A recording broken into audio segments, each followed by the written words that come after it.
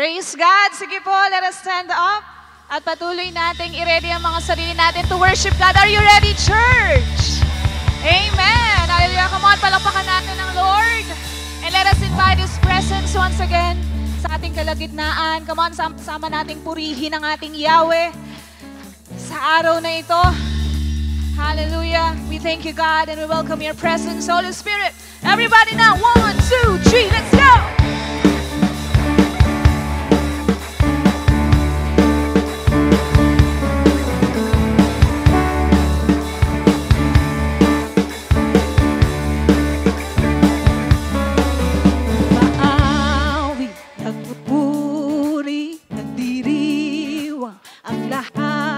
Papuri ka Yahweh, Yahweh, Yahweh.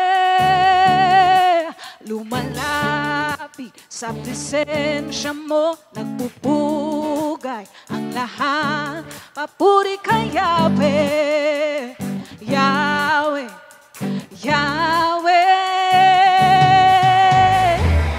Sa lahat ng oras, sa bawat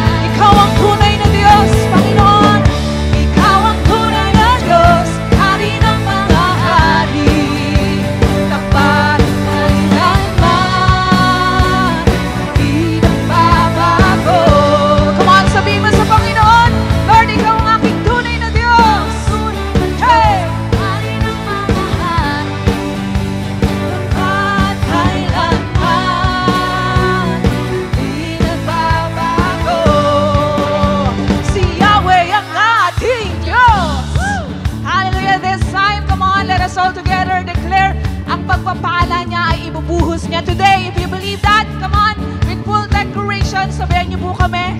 Here we go. 2, 1, 2, 3. Pagpapala'y bumubuhos na. Come on, isigaw mo. Yahweh. Ang pangalan niya. Yahweh. Sa ngalan niya'y may kagalingan. Come on, church. Yahweh. Hey. Yahweh. Sa kanya'y may tagumpay. Yes, Lord. Yahweh. Papalan at ang nilalang. Yahweh. Minsan pa, pagpapala'y bumubuhos. Pagpapala'y bumubuhos.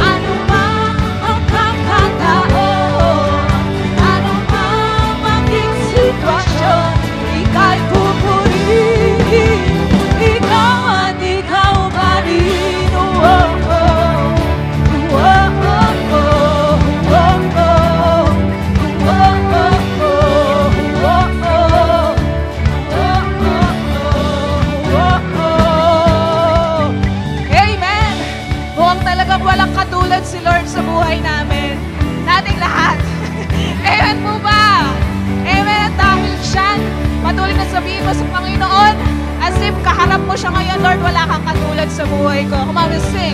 Wala kang katulad, wala kang katulad. Come on. Wala kang katulad, wala kang katulad. Oh, wala kang katulad. Wala kang katulad, wala kang katulad. Oh, Jesus, wala kang katulad, wala kang katulad. Ano mang maging panahon, ano mang pagkakataon, ano mang maging sitwasyon, ika'y pupurihin. Ano mang maging panahon, ano mang pagkakataon, ano mang maging sitwasyon, ika'y pupurihin. Ikaw at ikaw pa rin. Oh, oh, oh. Oh, oh, oh. Oh, oh. Oh, oh, oh. Oh, oh, oh. Ikaw at ikaw pa rin. Hallelujah! Malakas na palakpakan para sa ating nag-iisang Diyos. Amen! Hallelujah! Thank you, Jesus, for your presence. And right now, I know everyone is excited para makamusta ang bawat isa. That's why po, ikot po tayo para magkamayan at magkamustahan.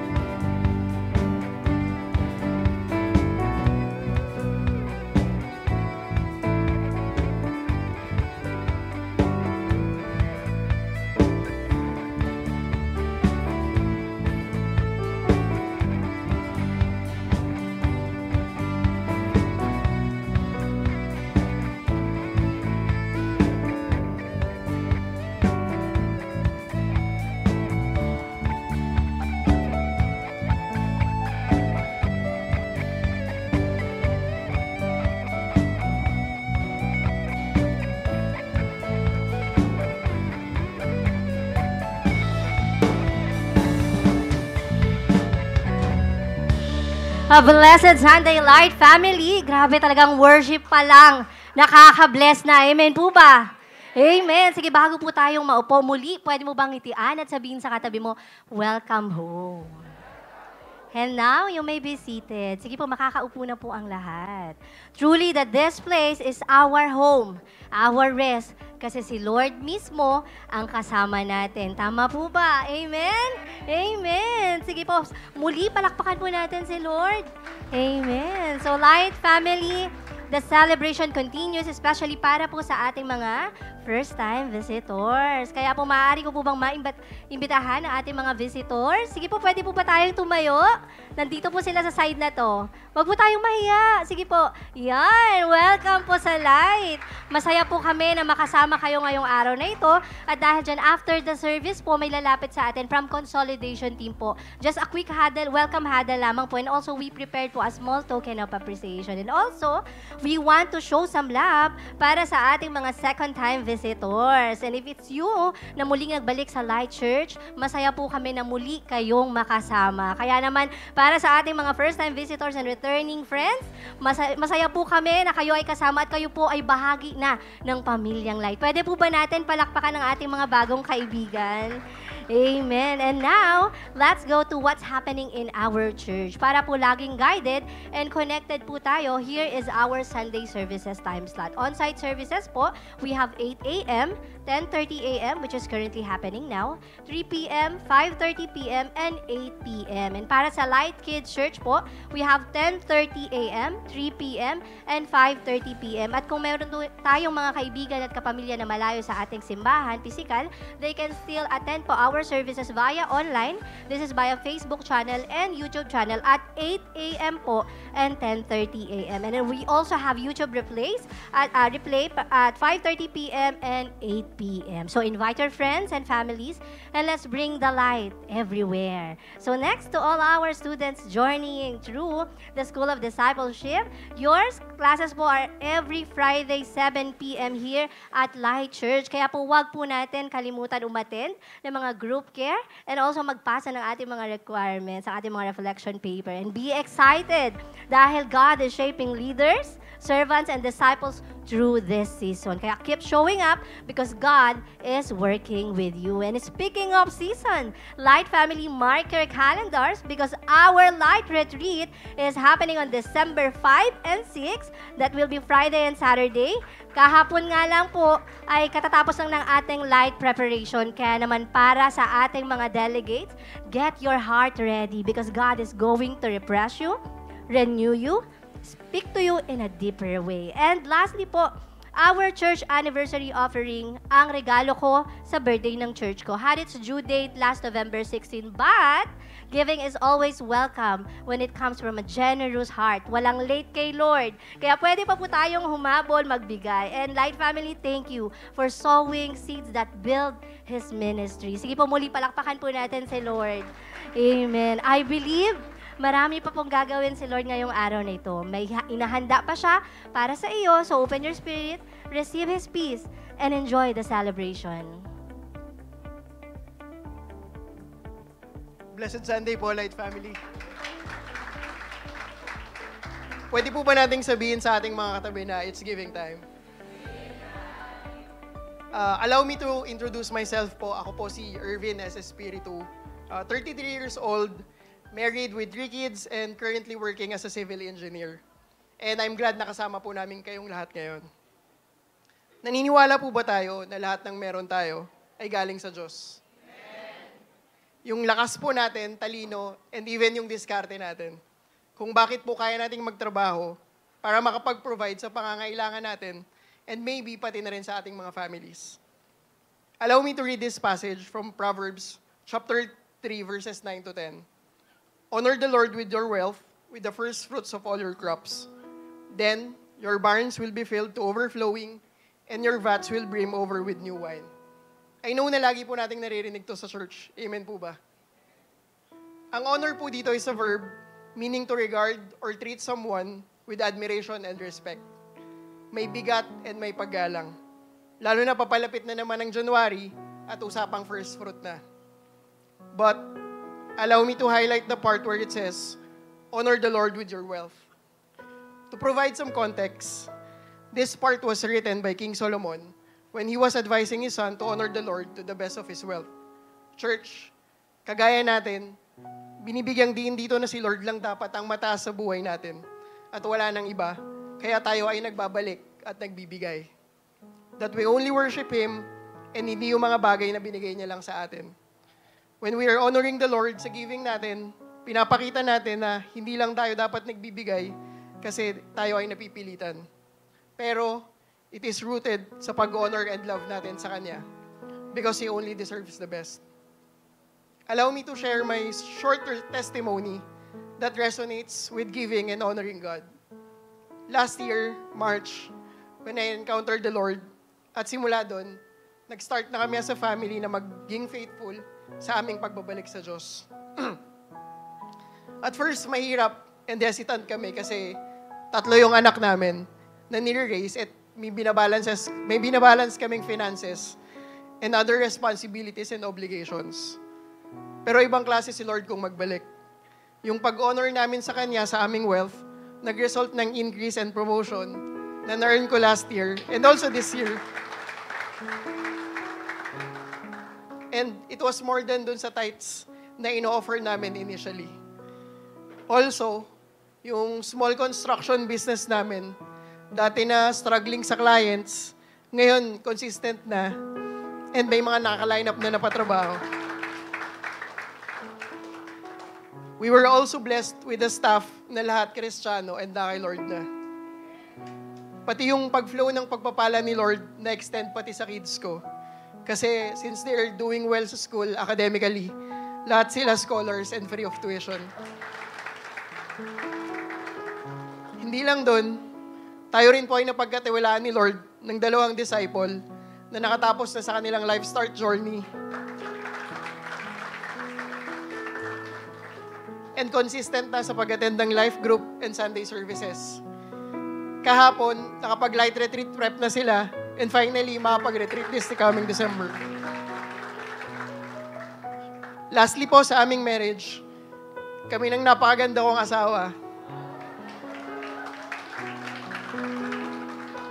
ay parehas nang nagpapagamit kay Lord sa kanyang simbahan sa aming mga skills and talents.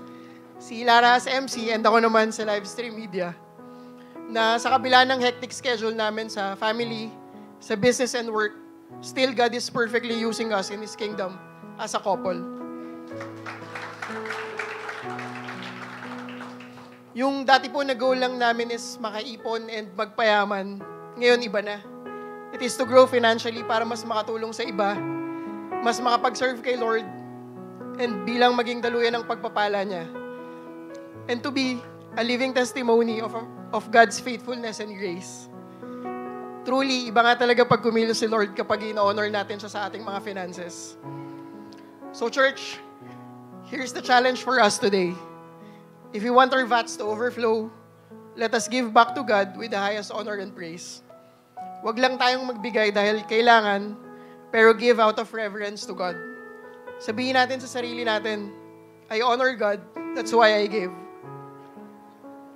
Sino po dito yung ready nang i-honor si Lord through our tithes and offering? Sige po, let's close our eyes and let me pray for you. Lord, we thank you for all the blessings and abundance you have poured into our lives.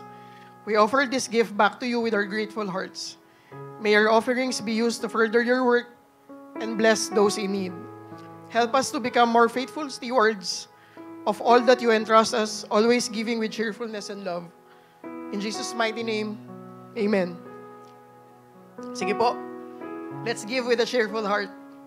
Meron po tayong mga ushers sa paligid na where we could give our tithes and offering.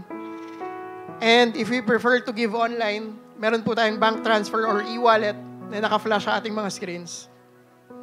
I believe po na nagsisimula pa lang si Lord and marami pa siyang gustong iparana sa atin ngayong araw. Magkaroon po sana tayong lahat ng expectant hearts and may God bless us all. Salamat po.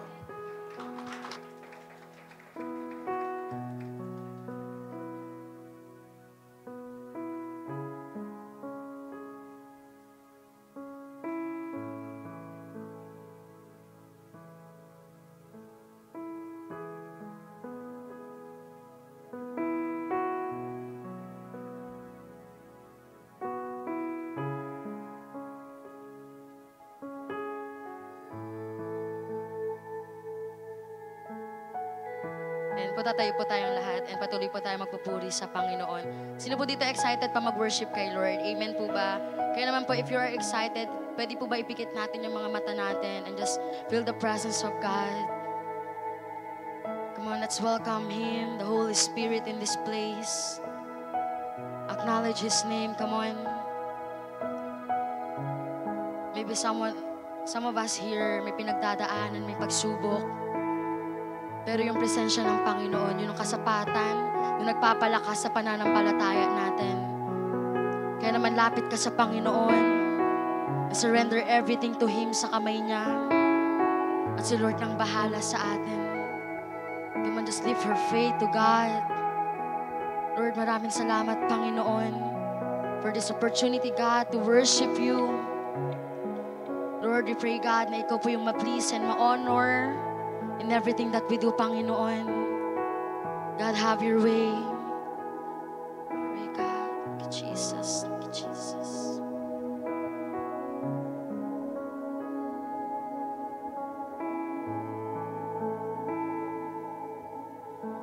Daan man ay may pagsubok,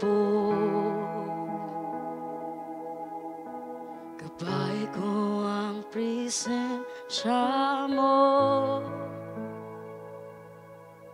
Kahit may pagkukulang man, ang sa'yo lamang. Tinig mo'y dinig ko, ako ay naririto, hangad ng puso. Ako ay gamitin mo, handa ang mga palad ko. Sa pag-ibig at biyaya mo, hangad ko ay makita ka. Sa buhay ko'y kumilos ka, o ang tinig mo'y dinig ko. Ako ay naririto, hangad ng puso.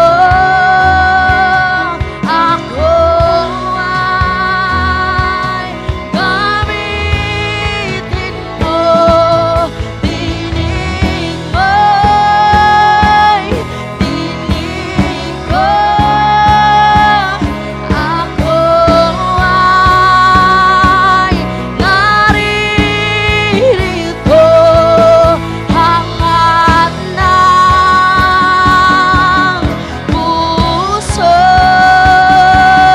Ako ay gamitin mo, ang puso at buhay ko'y ibibigay sa'yo.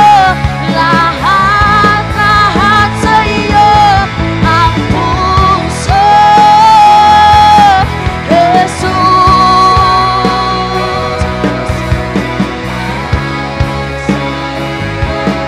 Lahat sa'yo, ang puso at buhay ko'y ibibigay sa'yo. Lahat sa'yo, ang puso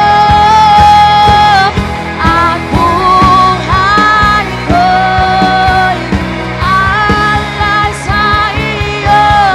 Lahat sa iyo.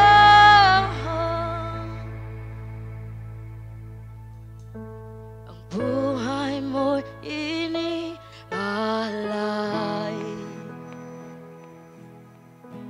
walang hindi ibibigay. O Diyos, ako'y gamitin mo, maghari ka sa puso ko.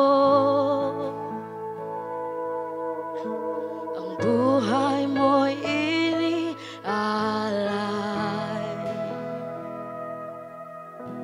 walang hindi ibibigay.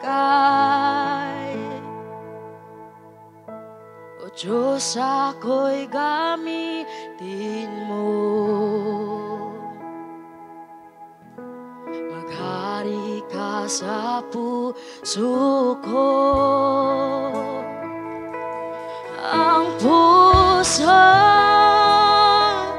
at buhay ko'y ibibigay sa'yo.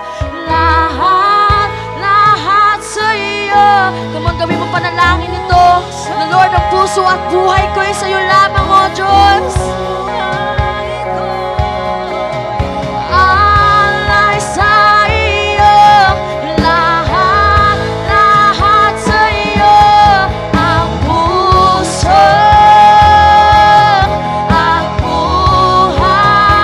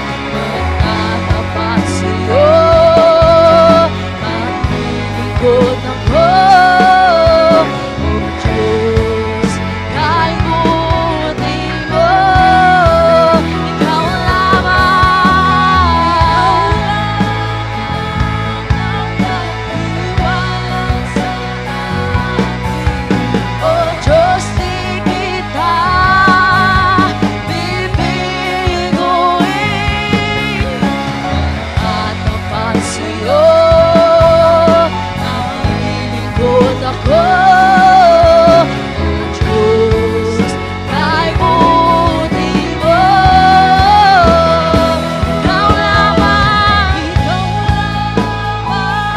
ang nagtiwala sa akin, O Diyos, di kita bibiguin.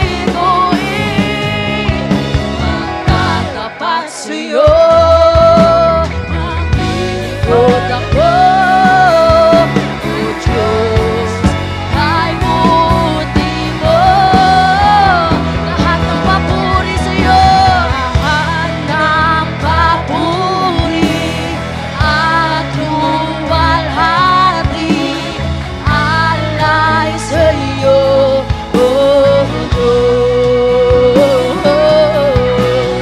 Ang aming puso at aming buhay alay sa pagsamba.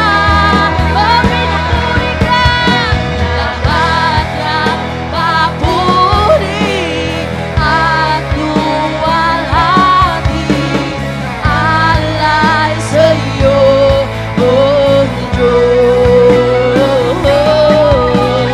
Ang aming puso at aming buhay alay sa pagsamba. Alay sa pagsamba. Alay sa pagsamba. O Jesus, pinupuri ka, tinadakila ka namin, Panginoon, sapagkat ika'y walang katulad, O Diyos. Yan naman, O Diyos, sa iyo po lahat ng papuri at pagsamba. And in Jesus' name we pray, and everybody will shout, Amen! Ayan po, malakas na palakpakan po para sa buhay na Diyos. To deliver the Word of God, let's welcome Pastora Dorothy Joyce Magbuhos. Ayan, hello po! Good morning po sa ating lahat. Sige po, bago ka umupo, pwede bang i-high five mo yung katabi mo at sabihin mo sa kanya, masaya ko, nandito ka. Ayan, sige po, makakaupo na po tayong lahat. Mapagpalang linggo po sa lahat po ng mga nasa simbahan and syempre po sa ating nasa online. Mapagpalang linggo po sa ating lahat. Amen. Okay. So sino po dito excited na siya sa gagawin ng Lord ngayong araw na to? Amen, amen. So tama po ba? Papalapit na ng papalapit ang holiday season. Amen. Excited na po ba ang lahat maliban sa handaan, pero excited na din sa bakasyon? Tama ba yung mga estudyante natin? Yay! Makapagpahinga na sa school, di ba? Yung mga workers din natin, although sa mga workers natin, minsan 25 lang talaga yung walang pasok. Pero sabi mo nga sa katabi mo, excited na ako. Amen. Now, alam niyo po ba, okay, na habang papalapit na po tayo ng papalapit sa holiday season, syempre ang Christmas, and syempre ang New Year, okay, alam niyo po, mas napapansin po natin, nag-agree po ba kayo dito, na mas napapansin po natin kung gaano po kabilis ang panahon and at the same time, kung gaano kabilis mapagod ang katawan niyang katabi mo. Amen. Amen po ba? Maliban sa, alam mo yun, nagkakaedad na. Okay, pero parang sa panahon natin ngayon, sa sobrang bilis ng panahon, parang ang bilis na din nating mapagod. Di ba? Ang bilis mapagod din ang isipan natin, ng puso natin. Amen. Baka yung kanina, yung katabi mo, bago siya pumasok dito, talagang pagod yung puso niya. Tama ba? Tingnan mo nga siya. Mukha ba yung pagod? Mukhang energetic yan ngayon. Amen. Di ba, yung tipong kahit may day off, kahit may rest day naman, parang hindi pa din nakakapagpahinga. Amen. Yung kahit may mga oras naman na wala kang ginagawa, di ba? Higa ka lang sa kama mo, pero parang hindi mo pa rin maramdamang nakapagpahinga ka. Alam nyo po, napaisip na din po ba kayo at natanong nyo na din po ba, bakit kaya kahit may araw naman tayo ng pahinga, pero hindi pa rin tayo napapahinga? Natanong nyo na din po ba yan? Napaisip na din po ba kayo sa ganyan? Now, alam nyo po, ang sagot dyan is, Kasi po, minsan, nami-miss or napapalampas po natin ang tunay na puso ng pahinga. Okay? So just like po na pag-uusapan po natin ngayon, na mayroon pong mga tao, okay, na napalampas po ang tunay na puso ng Diyos pagdating sa Sabbath or pagdating po sa araw ng pamamahinga. So ngayon po bubuksan natin ang ating Biblia sa Book of Luke chapter 6 verses 6 to 11 at tatayo po tayong lahat at basahin po natin ng sabay-sabay with energy po ha. Okay, 1, 2, 3, go!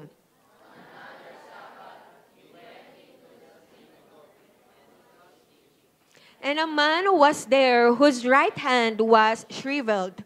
The Pharisees and the teachers of the law were looking for a reason to accuse Jesus. So they watched him closely to see if he would heal on the Sabbath. And said to the man with shriveled hand, "Get up and stand in front of everyone." So he got up and stood there. Then Jesus said to them, "I ask you, which is lawful on the Sabbath? To save life or to destroy it?"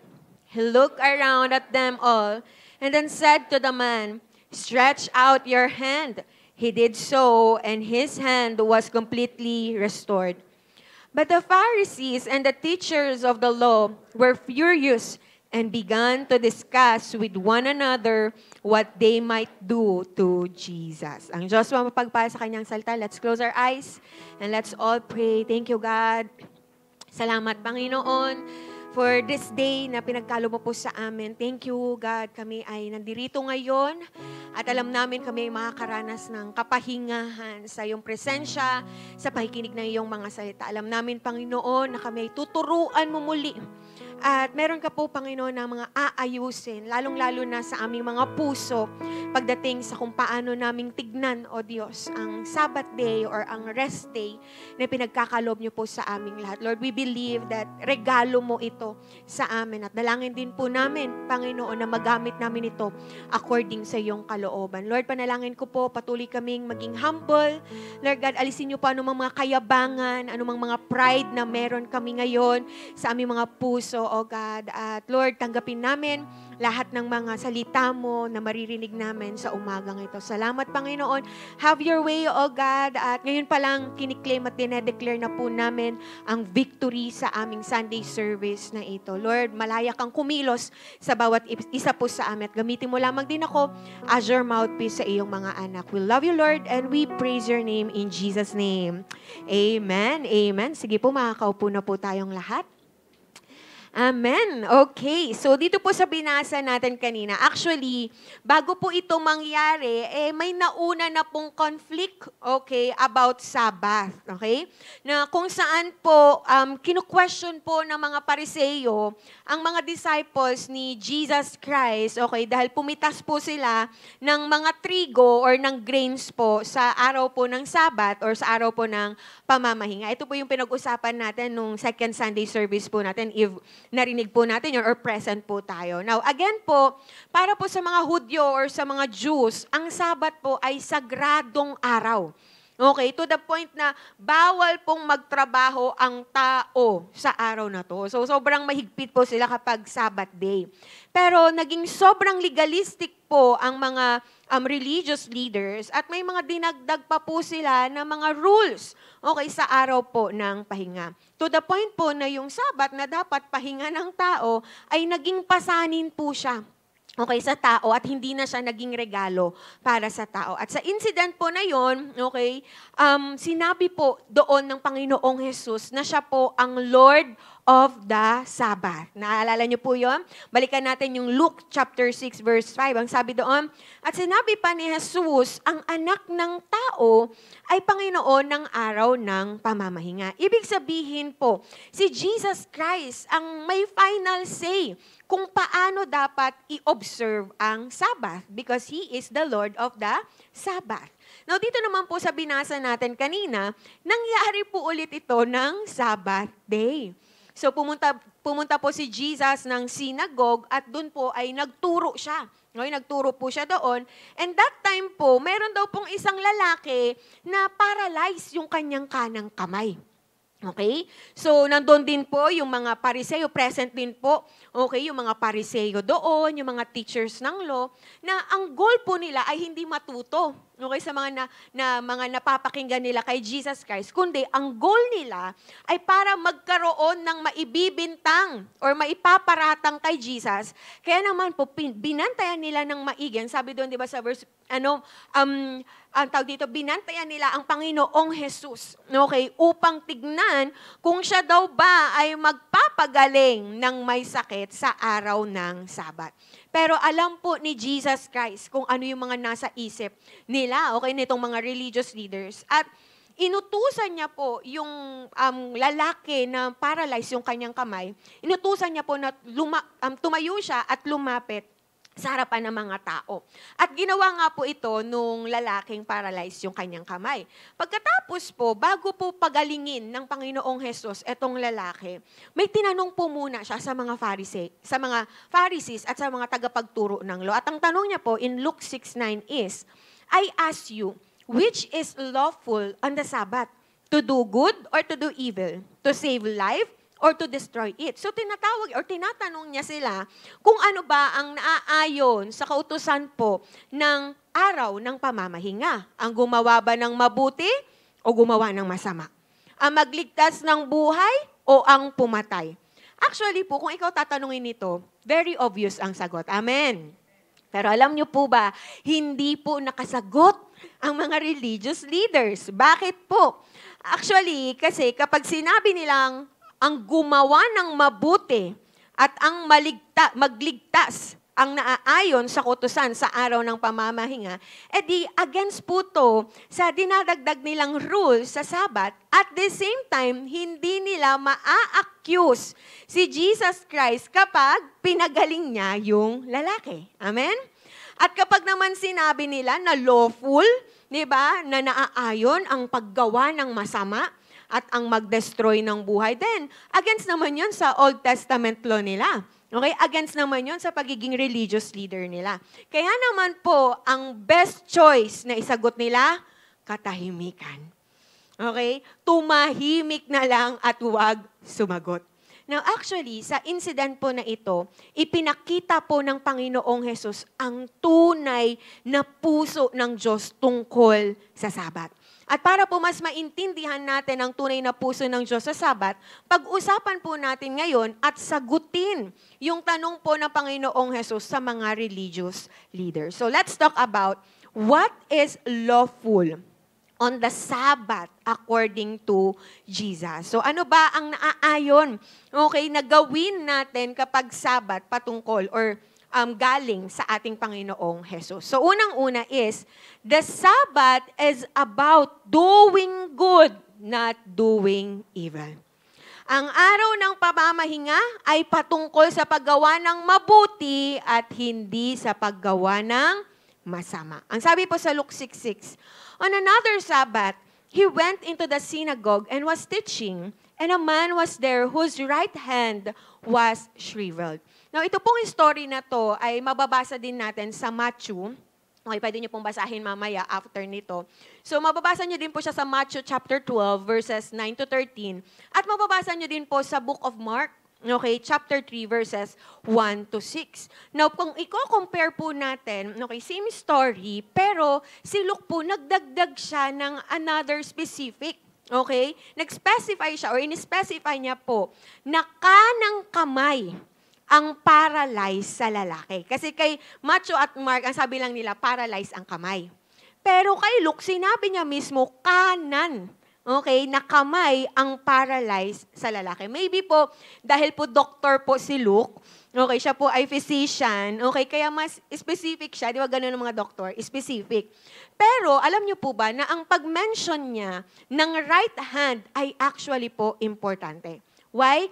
Para po mas maintindihan natin ang kalalagayan ng lalaki. Kasi po, tama po ba, majority po ng tao ay right-handed.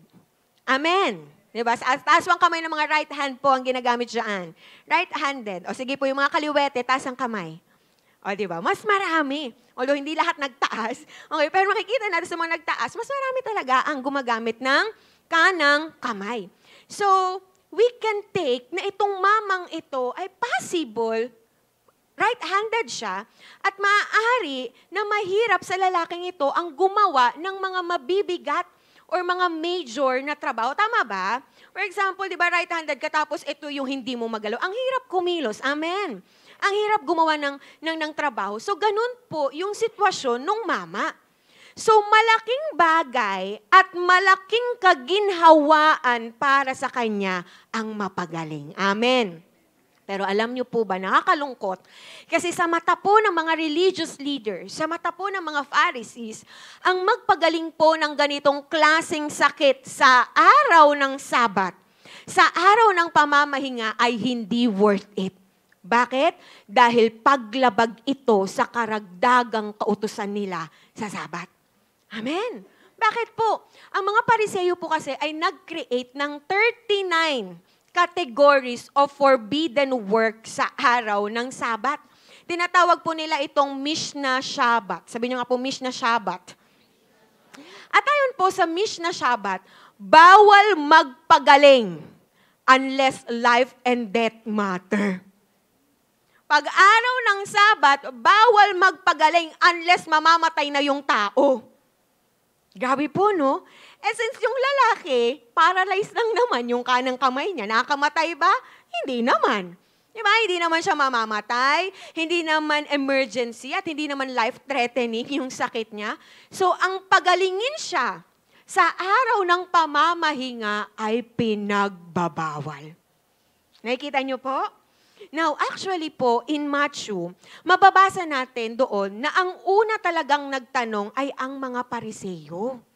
Di ba sa Luke, nabasa natin, ang nagtanong ay si Jesus Christ. What is lawful? Di ba? Pero, pumababasa natin, maganda kasi yun yung parallel. Titignan mo yung version ni Matthew, ni Mark, ni Luke, kapag may mga ganyan. So, nung pagtinignan natin yung version ni Matthew, same na story, pero yung mga hindi na isulat ni Mark at ni Luke, nasa kanya. Ang sabi doon ni Matthew, sa chapter 12, verse 10, tinalong nila si Jesus, naayon ba sa kautusan ang magpagaling ng may sakit kung araw ng pamamahinga? So, sila ang unang nagtanong. Okay, naayon ba yun? Bakit? Bakit nila to tinanong? Actually, maririnig mo pa dito yung confidence nila eh. Di ba? Nung pagtanong nila, bakit? Kasi nga, pinanghahawakan nila yung mga dinagdag nilang kautusan pagdating sa Sabat. At ang motibo nila talaga ay hulihin si Jesus Christ para ma-accuse nila to. Pero anong sagot ni Jesus? Ang sagot niya, tanong din. Matthew 12, verses 11 to 12. Sumagot siya, kung kayo'y may tupang nahulog sa balon, sa araw ng pamamahinga, hindi ba ninyo ito iaahon? Higit na mahalaga ang isang tao kaysa isang tupa. Kaya't naaayon sa kautusan ang gumawa ng mabuti sa araw ng pamamahinga. So presumably, sa tradition po nila, inaalaw po nila na kapag may tupa, silang nahulog sa balon, sa araw man ng Sabat yan, sa araw man ng pamamahinga yan, iaahon nila. Amen. Bakit? Economic loss po yun sa kanila. Ibig sabihin, financially, mawawalan sila. Bakit? Kasi sa panahon po nila, yun ang kabuhayan at yun ang kayamanan nila. At ang sinasabi sa kanila ni Jesus, hindi ba't mas mahalaga ang tao kesa sa tupa? Amen. Pansin niyo po, kapag mali ang intindi sa tunay na meaning ng Sabat, mamamali din ang tingin mo sa kung ano ang mas mahalaga. Amen? At syempre po, sa mga religious leaders, wala naman pong magsasabi sa kanila, hindi, mas mahalaga ang tupa ko kesa sa tao. Walang magsasabi sa kanilang ganon. Amen? Dahil alam din nila na ang tao ay wangis or gawa, okay, nilikha ayon sa image ng Diyos. Pero alam niyo po, sa totoong buhay nila, okay, sa mga practices na ginagawa nila, sa mga ginawa po nilang rules, iba po ang pinapakita nila. Mas mataas ang respeto, mas mataas ang concern nila sa hayop, sa tupa, kesa sa kapwa nila tao. Bakit? Kasi sa puso nila, wala nang pagmamahal talaga sa kapwa. Wala nang concern sa kapwa dahil mas mahalaga na sa kanila ang sundin ang tradisyon nila kesa ang bigyan ng halaga ang kapakanan or bigyan ng halaga, ang mga kapakanan ng mga kapwa nila. Kesa ang gumawa sila ng mabuti sa mga tao. At alam niyo po kung ano nakakalungkot? Habang si Jesus gumagawa ng mabuti sa araw ng pamamahinga, ang mga religious leaders busy din sa paggawa ng masama. Paano ko nasabi? Si Jesus ang focus nila. Di ba? Si Jesus, ang focus niya, yung lalaking may sakit para mapagaling. Amen. Pero yung mga religious leaders, ang focus nila si Jesus para mahuli. Gigets po natin? Luke 6:7. Now the scribes and the Pharisees were watching him closely. Buti sana kung nakikinig para matuto Amen. Pero hindi. Ang sabi, to see if he healed on the Sabbath so that they may find a reason to accuse him. So ibang-iba ang puso nila kay Jesus Christ na Lord of the Sabbath. And actually po, sa tanong po ni Jesus Christ sa kanila na which is lawful on the Sabbath, to do good or to do evil? Actually, ito po ay pag-e-expose. Hinahayag ni Jesus Christ, una sa lahat, ang unlawful nature ng mga extra-biblical restrictions at tradition nila. Maliwanag po na sa Old Testament law po nila, ine-encourage po ang tao na gumawa ng mabuti at pinagbabawalan po sila sa paggawa ng masama. Pero yung mga regulations ng mga Pariseo ay nagdudulot po ng harm sa mga taong sumusunod nito. So they are too blind sa mga rules nila, sa mga traditions nila, na pati po ang paggawa ng mabuti sa kapwa sa araw ng Sabat ay kino-consider nilang kasalanan. Diba? Nakakapagtaka. Kumuha ka lang naman ng mabuti, tapos yun nga lang, ginawa mo ng araw ng pamamahinga, kasalanan yan. At pangalawa, ini-expose din po ni Jesus yung kalos na puso nila. Yung mga puso nilang punong-puno ng kalyo, mga manhid. Saan? Manhid sa mga suffering at mga pain ng kapwa nila. Na mas interested pa sila sa panghuhuli kay Jesus, sa kung paano nila i-harm, di ba, ang Panginoong Yesus, kesa ang tulungan at magka-concern dun sa lalaking may sakit. Ang ironic lang po, na yung mga self-professed protectors ng Sabat, yung mga nagsasabing iniingatan, protector sila ng Sabat, ay palihim na may masamang plano sa Lord of the Sabat. Ang ironic. At ang gusto pa nila, i-violate din ni Jesus Christ ang Sabat sa pamamagitan ng mga rabbinic restrictions nila. Kung sino pa yung mga nakakaalam ng mga kautusan ng Diyos, sila pa yung lumalabag sa batas. Bakit? Dahil hindi nila alam ang tunay na puso ng Diyos. Amen? So anong point dito?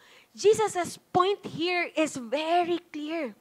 That it is always, can you say always? It is always right and lawful to do good on Sabbath day. Ang Panginoong Diyos, He was more concerned with His people doing good and showing compassion to others than about strictly following religious ceremonies and rituals. Mas concerned po ang Diyos na ang mga anak niya ay gumagawa ng mabuti, nagmamalasakit sa kapwa, kaysa sa strict na paggawa ng mga religious activities. So see, binabalik ng Panginoong Jesus ang mga taong ito sa tunay na ibig sabihin at puso ng Sabat. Na which is, yun din ang ginagawa sa atin ng Panginoon ngayon. Amen. Bakit? Kasi po kung titignan natin sa panahon natin, ngayon po nangyayari pa din po to. At problema pa din po ito ng tao kahit na po nating mga Kristiyano. Minsan po, mas nakatuon ang tingin natin sa mga rules. Di ba? Sa mga formats, sa mga traditions, kesa sa paggawa ng mabuti at pag-abot sa mga taong nangangailangan. Alam niyo po, may mga Kristiyano na sobrang active naman sa church. Active sa mga church activities, pero hindi makapagpakita ng kabutihan sa mga taong nakapaligid sa kanila. Are you here? Ang sipag maglingkod sa loob ng simbahan, pero wala nang pakialam sa may sakit at sa mga taong nangangailangan. At alam niyo po, ang nakakalungkot, tingin nila, ginagawa nila yung tama. Tingin natin, ginagawa natin yung tama. Pero kulang. Kasi wala nang concern sa ibang tao. Okay tayo sa pagiging okay ng sarili natin, sa religion at tradition, pero kulang. Mga kapatid, wala pong problema sa pagiging active sa church. Amen? Wala pong problema sa paglilingkod natin sa church. Amen? Sana nga po lahat tayo active eh. Amen po ba? Lahat tayo naglilingkod eh. Amen? Kasi yan ay ginagawa natin para kay Lord. Pero kung nakatuon na lang po tayo sa sarili natin, kaya natin ginagawa ang lahat ng yan at hindi na tayo concern sa iba, may kulang. Sabi mo sa katabi mo, may kulang. Amen? Kasi ang Sabat, ang tunay na rest ay hindi po tungkol sa rules, hindi din siya tungkol sa sarili natin, kundi tungkol sa paggawa ng mabuti at pagpapakita ng puso ng Diyos sa tao. Alam niyo po sa panahon natin ngayon, napakaraming pagod. Amen. Di mo man yan tanungin, yung katabi mo, halatado. Di ba? Maraming pagod. Hindi lang tayo ang pagod. Pag tumingin ka sa labas, ang daming pagod. Ang daming may sakit. Ang daming nangangailangan ng tulong. Ang daming nasasaktan. At tayo bilang mga anak ng Diyos, praise God, nakakasumpong tayo ng kapahingan sa presensya niya. Amen? Kaya tayo ay tinatawag niya upang magkaroon din ng concern at tumulong sa mga kapwa natin tao. Amen? Ang araw ng pamamahinga ay paalala sa atin na gumawa ng mabuti gaya ng ginawa ng ating Panginoong Yesus. Baka kasi concern na lang tayo sa sarili natin pag Sabat. Amen, focus natin yung sarili natin pag Sabat. Hindi nga tayo gumagawa ng masama, hindi rin naman tayo gumagawa ng mabuti. Pero Sabat is a call to do good.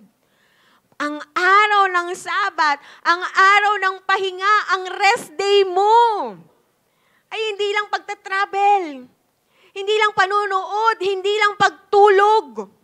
Ito ay panawagan ng Diyos sa atin na pansinin din ang iba. Araw siya para mapansin mo naman yung sufferings ng iba, yung pinagdadaanan ng iba. Araw ito upang makapakita natin ang compassion, awa, habag, pagmamahal sa iba. At araw ito na maging daluyan tayo ng kabutihan ng Diyos sa iba. Amen? Naiintindihan po ba natin ngayon yung puso ni Jesus pagdating sa Sabat? Amen. Pwede po bang palakpakan natin si Lord?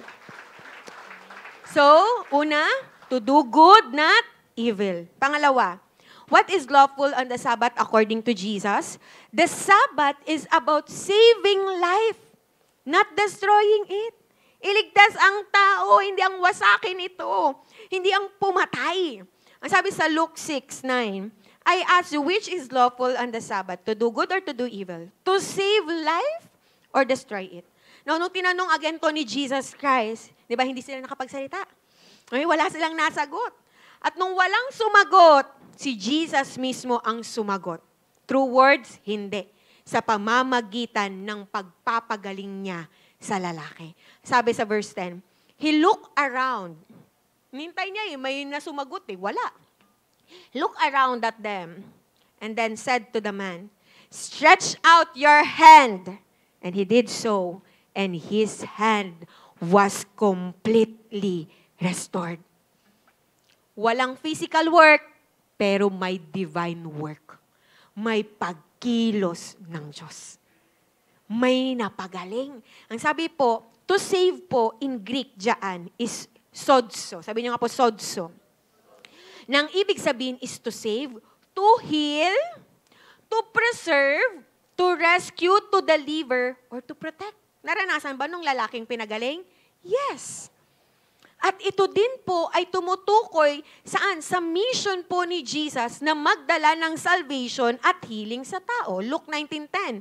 For the Son of Man came to seek and to save the lost. So ang Sabbath pala, ang rest day pala niyang katabi mo is a day of restoration. It's a day of what? Of healing. It's a day of life-giving. Hindi lang po sa sarili natin, pero para din sa ibang mga tao. Amen? At sa context po ng Sabbath, hina-highlight po ni Jesus na ang pag-preserve ng buhay at well-being ng tao ay naka-align sa purpose ng Diyos. That is why, kung titignan nyo po yung Bible, okay, kung babasahin nyo po ang Biblia, marami pong naitala sa Bible na during Sabbath, nagpapagaling si Jesus Christ at nagliligtas ng tao. Gusto niyo po ng mga example? Luke chapter 4 verses 31 to 35. Pag binasa po natin ito, makikita po natin doon na nagpalayas po siya ng masamang espiritu sa isang lalaki. Kailan? Sa araw ng Sabat. Luke 13, 10 to 17, sa araw din ng Sabat. Pinagaling naman po niya ang babaeng 18 years. Grabe po. 18 years nang may sakit. Actually, kuba siya at hindi niya madiretso yung katawan niya dahil sa masamang espiritu. Pero, nung ipatong ni Jesus Christ sa kanya, okay, yung kamay niya, agad itong nakatayo ng diretsyo. Actually, present din po yung mga religious leaders na naman dyan. Tapos may nagalit po na leader ng synagogue. Okay, dahil po sa ginawang pagpapagaling ni Jesus during Sabbath day.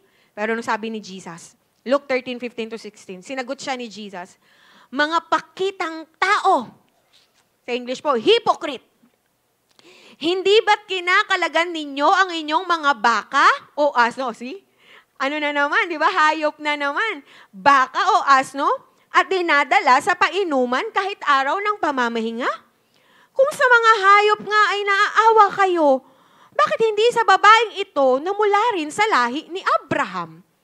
18 taon na siyang ginapos ni Satanas.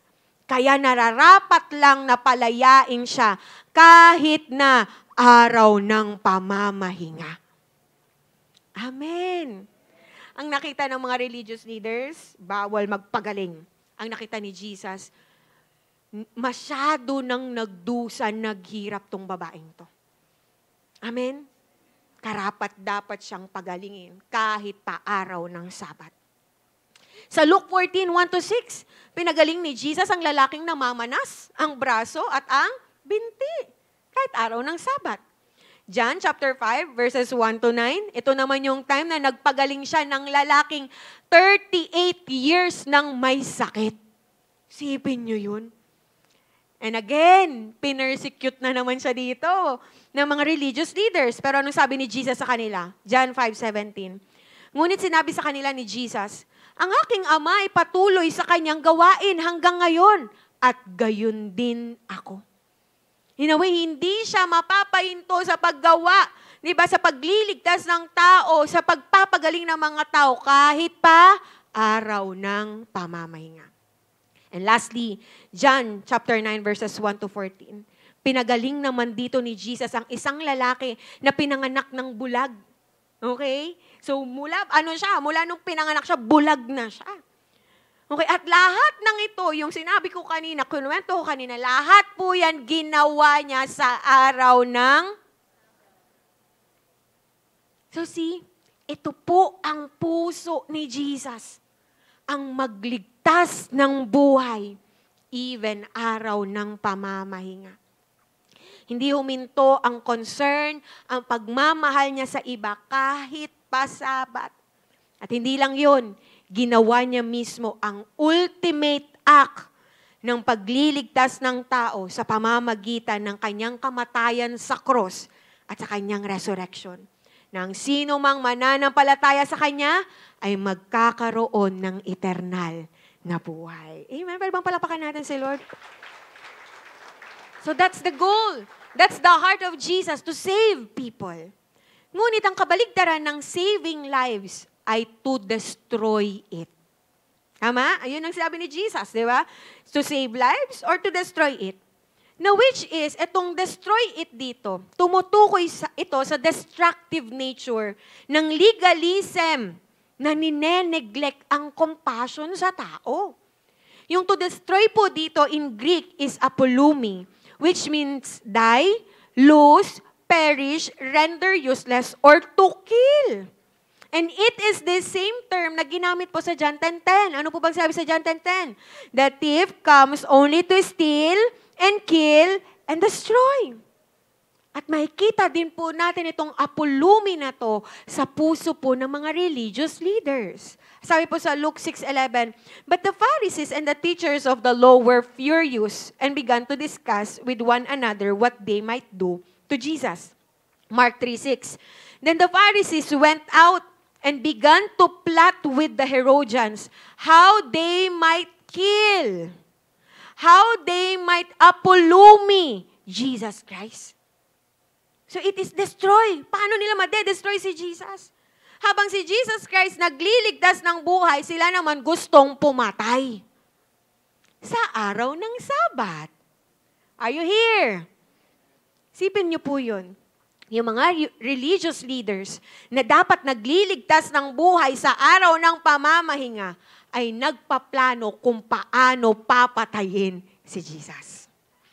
Nakakalungkot, tama po ba?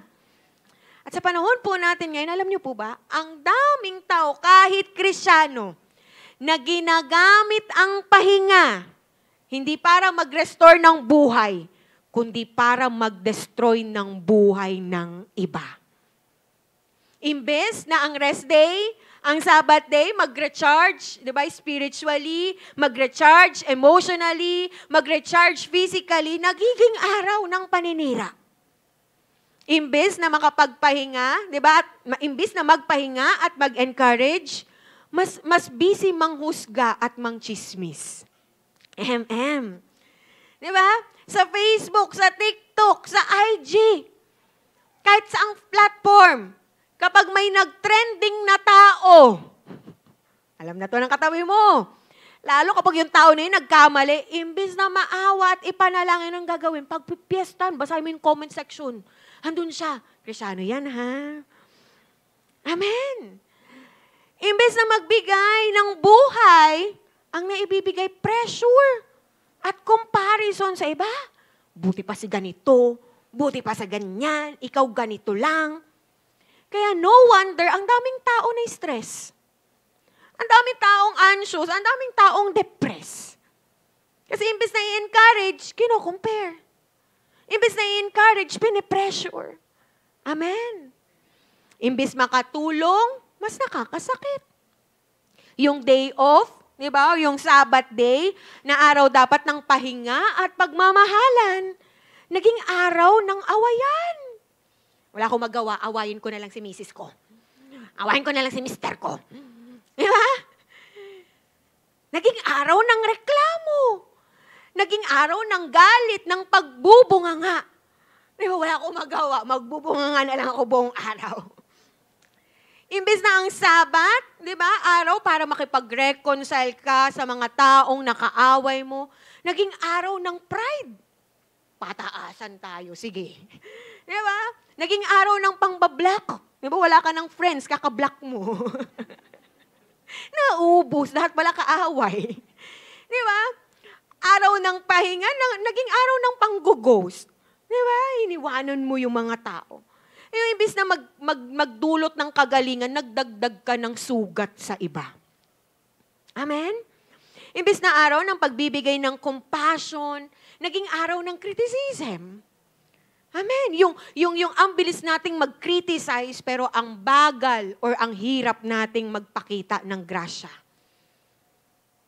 Yung araw na dapat nagdadala ka ng tao, di ba, sa simbahan, nag-i-invite ka sa simbahan, nag-share ka ng salita ng Diyos, nagiging araw ng pagiging makasarili at paninira ng iba.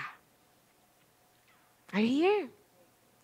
Pero makikita natin sa ginawa ng Panginoong Hesus, ginamit niya ang araw ng pamamahinga upang magligtas ng tao at mangaral ng salita ng Diyos. Na dapat yun din ang ginagawa natin sa araw ng pahinga. Amen. So again, hindi lang siya travel-travel. Hindi lang siya tulog-tulog, kuya-kuya-kuy. Ito din ay pagtulong, pagliligtas, pag-abot, pag-share ng gospel sa iba. Kaya naman sa mga kapwa ko na nagpapagamit sa Diyos, di ba, sa kaharian ng Diyos para maglingkod sa church, para mag-invite ng tao sa simbahan, para mag-share ng gospel at mag-ministeryo. Listen to this, hindi kapaguran sa'yo ito, kundi kapahingahan. Amen? Amen? So lahat, kung ikaw ay naglilingkod, di ba, kay Lord, Sunday, yun na lang yung pahinga mo. Buong week, nagtatrabaho ka na, buong week, nasa school ka, nag-aaral ka, Sunday na lang dapat yung pahinga mo. Pero naglingkod ka kay Lord, kapatid, hindi yan kapaguran, kapahingahan yan. Naglingkod ka sa tao, hindi yan kapaguran, kapahingahan yan. Amen. Balik tayo sa tunay na puso ng Sabat. Puso ng Lord pagdating sa Sabat. Amen.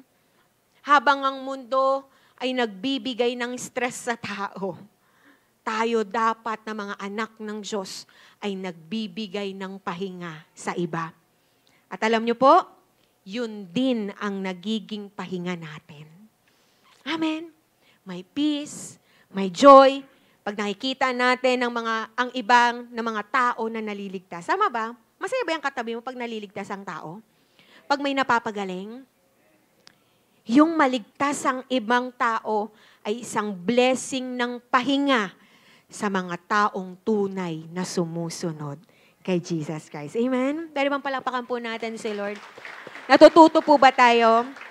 Amen. Again, ano po yung dalawa? What is lawful on the Sabbath according to Jesus? Una, the Sabbath is about doing good, not doing evil. And pangalawa, the Sabbath is about saving life, not destroying it. So see, this is the heart of Jesus. And the question is, ito pa rin ba puso natin kapag araw ng pahinga? Ang focus na lang natin sarili natin. Ang puso ni Jesus sa Sabat, gumawa ng mabuti, magligtas ng buhay ng tao. Sabi ng mga Pariseyo, naghahanap sila ng maa-accuse kay Jesus. Kasi in a way, tingin nila, binibreak ni Jesus Christ ang Sabbath day. Ang law ng Sabbath day. But actually, Jesus did not break the Sabbath. Anong ginawa niya? He fulfilled the true meaning of Sabbath. Hindi lumabag si Lord Jesus sa Sabbath. Ang nangyari pa nga, natupad pa ang kautusan ng Sabbath dahil sa paggawa ni Jesus ng mabuti at pagliligtas ng tao. Amen? So ang Sabbath pala, it is not just, alam mo yun, wala kang ginagawa. Hindi siya yung wala ka lang ginagawa. Doing nothing. It's not about rules. It's not just about ourselves. Ang Sabbath, na which is God's gift of rest, ay ultimately tungkol sa paggawa ng mabuti sa iba at pagliligtas ng buhay ng iba. Why? Because when we rest in Him, we can extend His life and goodness to others. Sa ating pagpapahinga kay Lord, nagiging kasangkapan din tayo ng pahinga ng iba. Gusto niyo ba yun? Amen? Yung hindi ka kabigatan sa iba, kapahingahan ang nararanasan nila. Amen? Kaya lalo rin tayong nakakasumpong ng kapahingahan pag nagdudulot din tayo ng kapahingahan sa iba. Kaya nga, as an application sa ating lahat, isa lang po, don't miss the heart of God in the Sabbath. Again, this is the heart of God. Gumawa ng mabuti, magligtas ng buhay ng tao. Lagi po tayong magkaroon ng self-assessment. I-assess mo palagi yung puso mo. Di ba, check mo palagi yung puso mo. Suriin mo yung sarili mong puso. Tanungin mo, yung mga ginagawa ko ba, pag Sabat, pag rest day ko, naayon ba sa puso ng Diyos? Yun ba yung gusto ng Lord? Yun ba yung kalooban ng Diyos? Gumagawa pa ba ako ng mabuti? O nagiging makasarili na lang ako? Na kapag pahinga day, pag rest day, sarili ko lang yung iniisip ko. Nagiging kasangkapan pa ba akong magligtas ng ibang mga tao? O wala na akong pakialam? At minsan nakakapanira pa ng buhay ng tao. Ang mga ginagawa ko bang activities ay may puso pa ng Diyos? Oo, sa Sunday service ako, naglilingkod ako. Pag Sunday, ready ako palagi pag may activity sa church. Pero yung puso ko ba? Ginagawa ko pa din yun para kay Lord o para na lang sa tradition? O dahil na lang nakasanayan ko? O dahil requirement? Pakitang tao? O para sa mga makasarili ko na lang na intensyon? Suriin natin yung puso natin. Nawa kapatid, maibalik tayo ng araw ng pamamahinga sa tunay na puso ng Diyos kung bakit may Sabat. Ito ay ang maranasan ng pahinga ng Diyos upang maiparanas din ito sa ibang tao. Amen? Upang makagawa ng mabuti sa iba, upang magligtas ng iba. Kaya naman ang pahinga na galing sa Diyos ay nakakasapat ng ating kaluluwa. Ibig sabihin, may fulfillment sa ating kaluluwa. Amen. Bakit? Nagagawa mo yung purpose. Nagagawa mo kung ano yung gusto ng Diyos.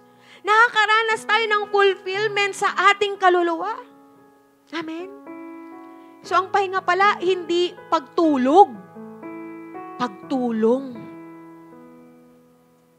Ang pahinga pala, hindi lang oras sa sarili, pero time para sa Diyos at time para sa ibang tao. Ang pahinga pala ay hindi makasarili. Ito ay volunteerism. Pagdadala ng kaluluwa sa Panginoon. At pakikibahagi at pag-commit natin sa pagtulong sa iba. Kaya nga kapag tinanong mo yung taong gumagawa ng mabuti at nililigtas or nagliligtas ng kapwa gamit ang gospel, pag tinanong mo siya kung ano yung pahinga para sa kanya, ang sagot niya, ang pahinga para sa akin, yung paglilingkod ko sa Diyos at yung paglilingkod ko sa tao, yun ang pahinga ko. Amen? Bakit? Kasi may kaganapan, may fulfillment siyang nararanasan. Because a rested soul is a fulfilled soul. Amen? Ang tunay na nakapahinga, yung mga taong na-fulfill nila, yung pinapagawa ng Diyos sa araw ng pahinga. Alam niyo po, maraming tao, may rest day naman, may day off, pero pagod pa rin. Bakit? Kasi hindi fulfilled yung kaluluwa nila. Tama ba? Naranasan niyo na to? Yung rest day mo, buong araw ka naman nagpahinga, physical, di ba? Nakatulog ka naman, pero parang may kulang. Bakit? Hindi fulfilled ang kaluluwa. Amen? At ang makakapag-fulfilled sa atin, paglilingkod kay Lord, paglilingkod sa tao. Rest is the example of Christ. It's giving yourself away for your soul's fulfillment. Amen? Kaya nga po, bilang title natin, at dito na po ako magtatapos. Ang title po natin ngayon is, A Fulfilled Sabbath, Doing Good and Saving Lives. Palakpakan po natin si Lord. May natutunan po ba tayo? Tatayo po tayong lahat. And this time, as you close your eyes, sige, pikit mo yung mata mo. Ngayon na narinig natin ang salita ng Diyos, may iiwan akong tanong sa bawat isa sa atin. And may this reflect or maging dahilan nito para ma-check natin yung mga puso natin.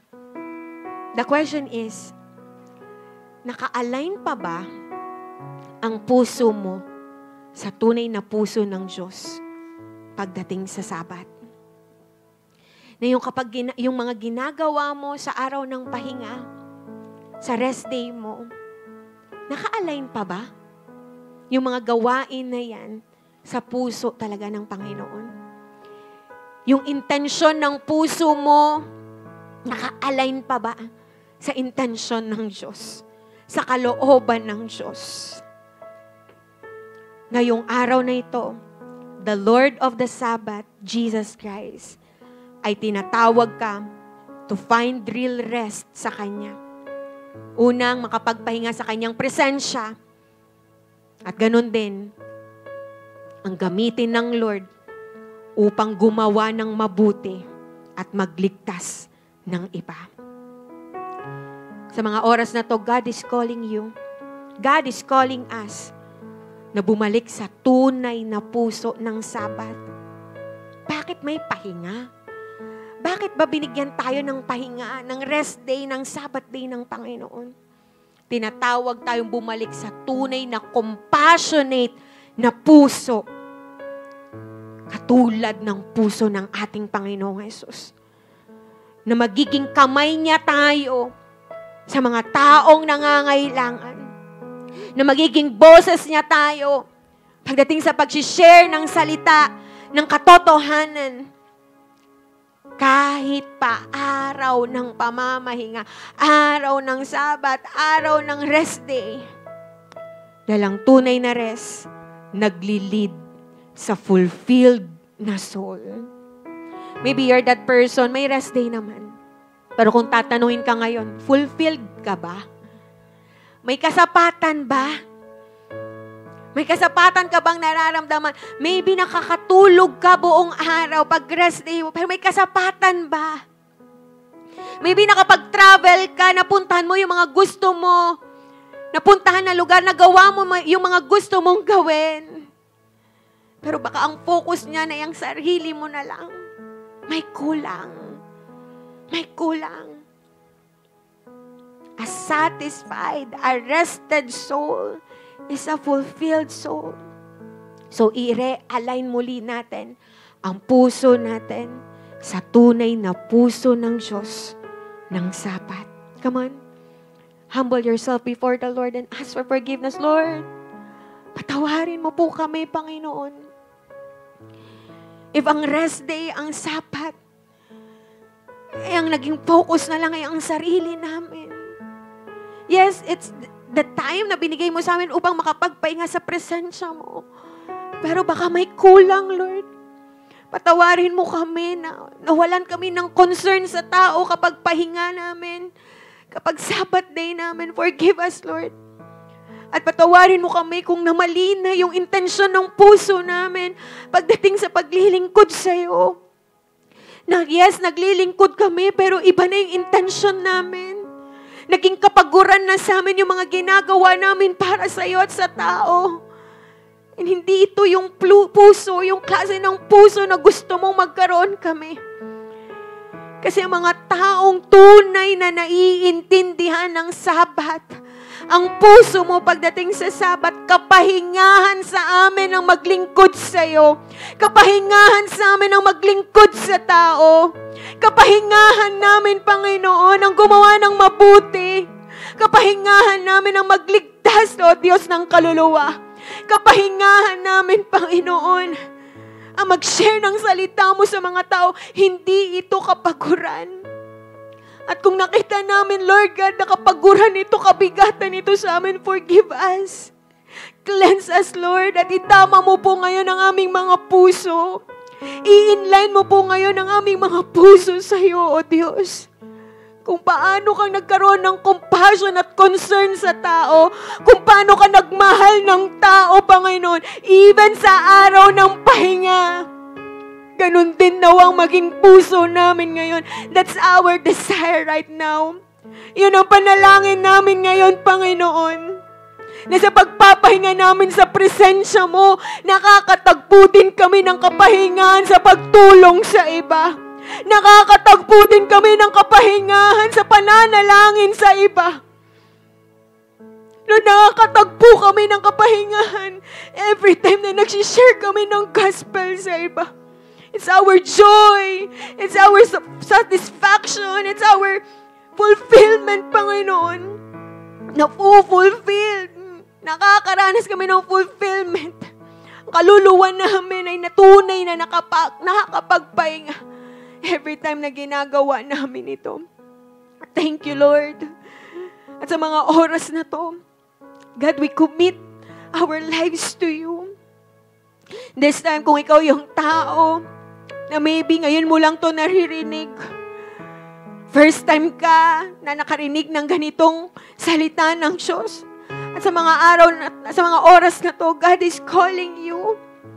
If you want to really experience the true rest, mararanasan mo yan sa presensya ng Panginoon, sa relationship mo kay Lord. So why not this time?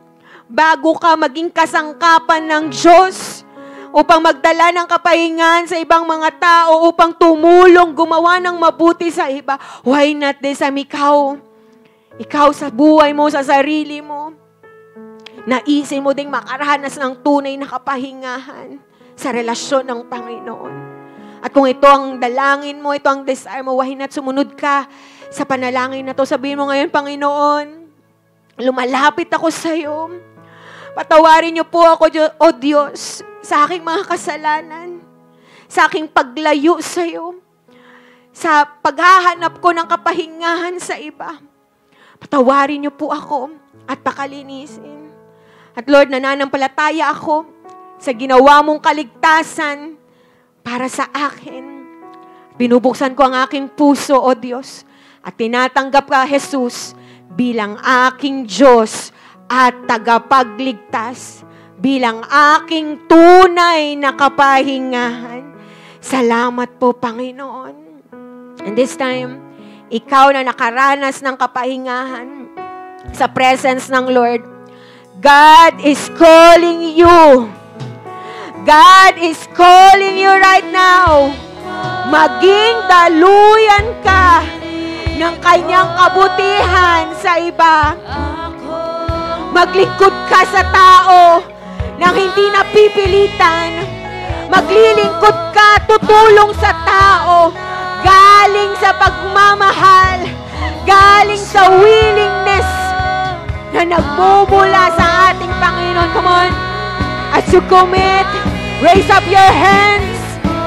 Taas mo yung mga kamay mo na yan. And commit sa paggawa ng mabuti. Even sa araw ng pahinga. That's your true rest. Yan ang tunay na kapahingahan. Dahil dyan may fulfillment ang kaluluwa mo.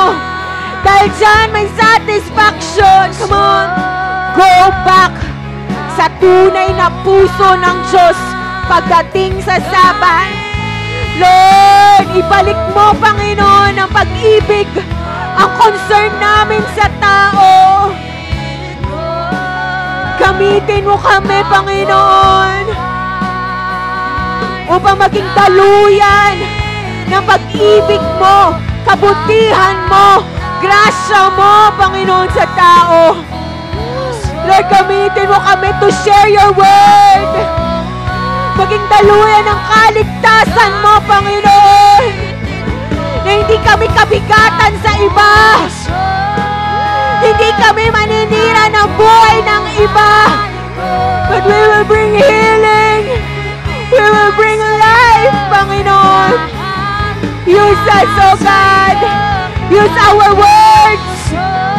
Use our hands. Use our body, Lord God, to serve you and to serve people, Lord. Hindi para sa sarili namin, pero para sa iyo, Diyos.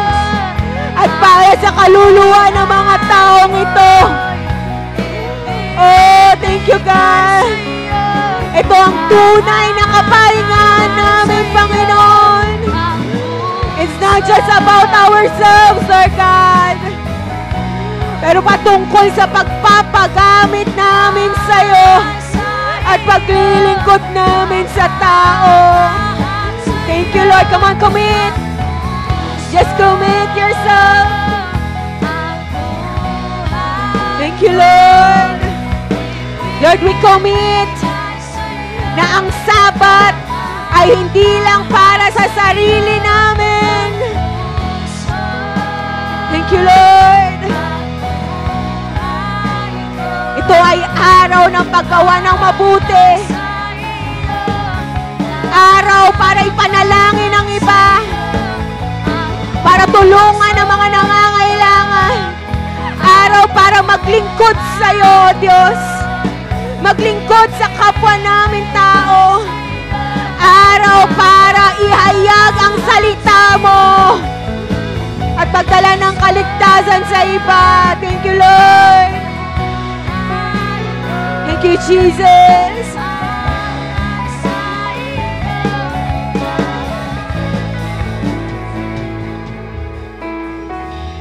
Come on, commit.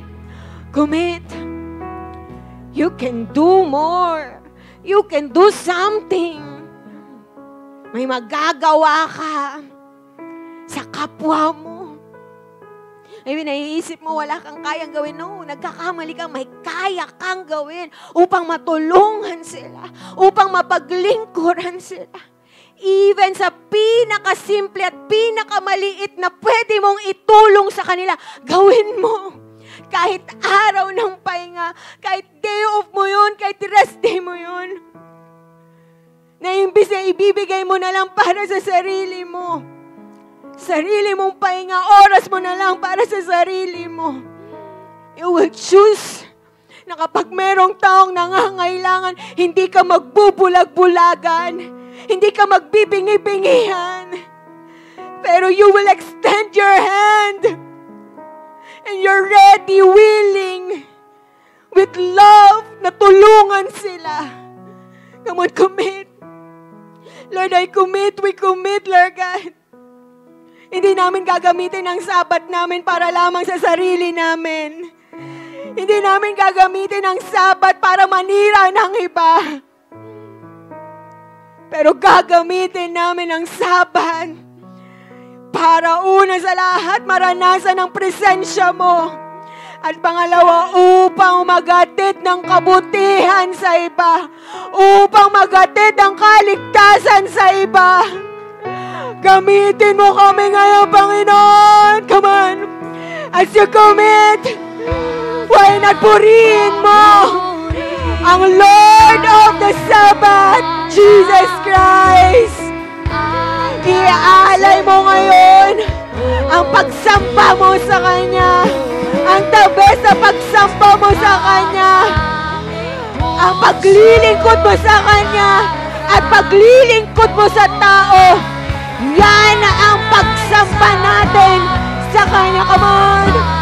Oh, lahat ng papuri.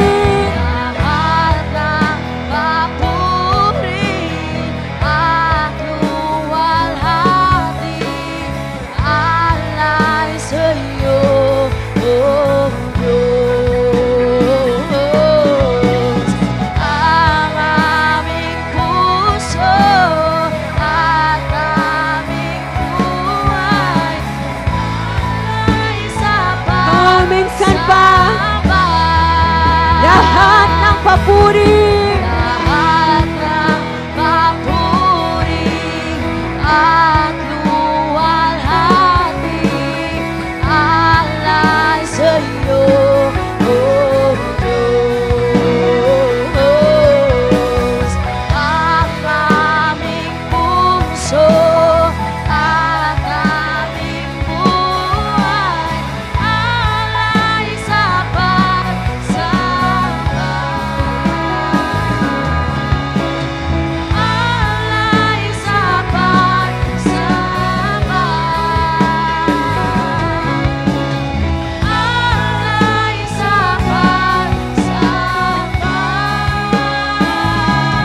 Awitin mo yan. Sabat, samba. Hallelujah. Thank you, Lord. Pinupuri ka namin. Ang aming buhay ay para sa iyo, Panginoon. Maglilingkod kami sa iyo at maglilingkod kami sa tao. We love you, God. We praise you. In Jesus' Jesus' name. Amen, amen. Come on, best cup offering to God. There's a reason to celebrate. Amen. Come on, let us continue to worship the Lord sa mga habol po ng kanilang tithes and offering. Lapit na lang po tayo dito sa harapan. Ayan, meron po tayong basket. Come on, awitin natin ang Panginoon. Araw-araw. Araw-araw kasiyahan. Araw-araw kagalakan. Araw-araw, O Diyos. Araw-araw, O Diyos. Araw-araw sasamahan. Araw-araw di iiwan. Araw-araw, O Diyos. Araw-araw, O Diyos. Ano mang maging panahon, ano mang magkakataon, ano mang maging sitwasyon, ika'y pupurihin. Ikaw at ikaw pa rin. Oh, oh, oh. Oh, oh, oh, oh. Oh, oh, oh. Oh, oh, oh, oh. Oh, oh, oh. Oh, oh, oh. Ikaw at ikaw pa rin. Amen, amen. Hallelujah. Sige po, taas po natin ang ating kamay and let's thank the Lord. Kung ikaw mismo magpasalamat ka sa Panginoon. Thank you, God. Salamat sa iyong salita, makapangyarihan na salita sa aming lahat. Na nagdudulot sa amin hindi lang ng kapahingahan, pero ng pagbabago sa aming mga buhay. Thank you, Lord. Dahil binalik mo kami sa tunay na puso mo pagdating sa Sabbath. Thank you, God. At this time, naalis ang tuon namin sa sarili lang namin at nakita namin, Panginoon, ang ibang mga tao na kailangan din ng tulong, na kailangan din ang kaligtasan. Gamitin mo kami, Panginoon. Kaya naman, Lord, next Sunday, hindi kami papayag na kami lang yung nandito. We will do our best, Panginoon, upang makapag-share ng salita mo at makapag-invite din, Panginoon, dito sa simbahan. Dadalhin namin ang mga taong ito, ang mga kapwa namin na ito na napapagod din, nahihirapan din sa buhay. At naniniwala kami na ang tunay na kapahingahan din nila ay walang iba, kundi ang presensya mo, ang relasyon nila sa iyo. Gamitin mo kami, Lord, mightily. Lord, sa paglilingkod namin ito sa mga tao, this is our act of worship din sa iyo. Lord, ito ang aming pagsamba at papuri sa iyo. Walang ibang mag-glorify, Panginoon, kundi ikaw lamang. Every time na gagawin namin ito, God, ang intention namin ay hindi para papurihan kami, hindi para gumandang tingin sa amin ng tao, pero para makita ka at maitaas ka, Panginoon, sa buhay namin. Thank you, God. At Lord, dalangin ko po, patuloy niyo pong pagpalain ang aking mga kapatid na ito sa Panginoon. Dalangin ko, Diyos, sa kanilang mga pamilya, ang pag-iingat po, ang pagpapala po, ang igawad niyo po sa kanila. Ang ganun din sa mga may sakit, Lord God, let your healing flows in the name of Jesus. Thank you, Lord. This time, receive the blessing of the Lord. The Lord bless you and keep you. The Lord make His face shine on you and be gracious to you. The Lord turn His face toward you and give you peace. Thank you, Father. Thank you, Jesus. Thank you, Holy Spirit. Sa iyo po lahat ng papuri at pagsamba in Jesus' name. Amen. Amen. Ingat po tayong lahat. God bless po at magkamayan po tayo.